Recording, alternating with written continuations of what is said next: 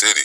Well, with each passing sign, or prophecy in this case, it serves as an indicator to where we will be in this process.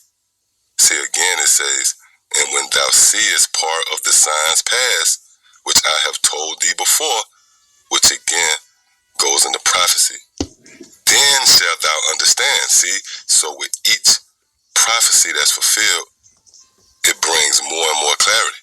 See, it says, then shalt thou understand that it is the very same time wherein the highest will begin to visit the world which he made. And this is where we at in that process. We're in a time where the overwhelming presence of Yahweh Bashim Yahushua has now begun to rest and settle and take root here in the planet Earth, which is brought to you courtesy of the testimony of our Lord Yahushua, which pursuant to the book of Revelation, the 19th chapter and the 10th verse, would be the spirit of prophecy.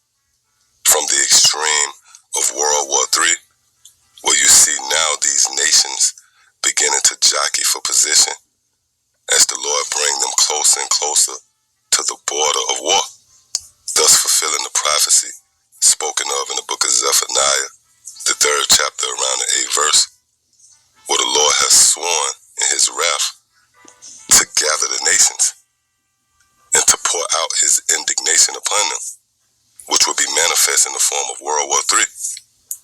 That great famine that's projected to lay hold of this place of America, Babylon the Great, which will lead to men invading one another for the lack of bread and water, the scarcity of resources, which will breed seditions. You're going to have insurrections, the persecution of the church.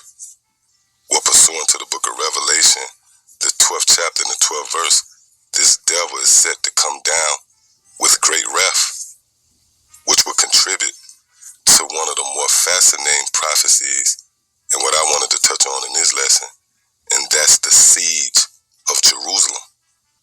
Now, to get a better feel for this concept, I have this word siege